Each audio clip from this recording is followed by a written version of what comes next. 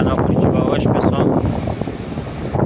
Como não era previsto no script, não estava previsto, não tinha nada previsto no script, mas está caindo esse pé d'água aqui em Curitiba. Curitiba agora mais ou menos 2 horas da tarde com esse tom de já ser umas 5 horas da tarde.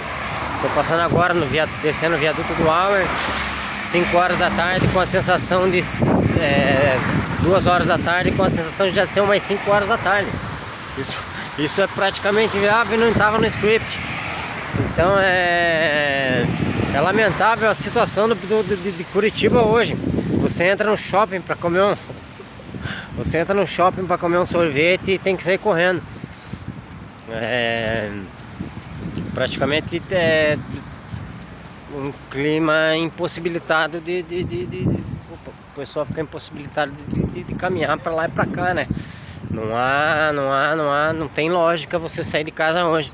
Então a minha dica é: fique em casa. Fique em casa hoje. Amanhã tem o show da virada e tudo se resolve.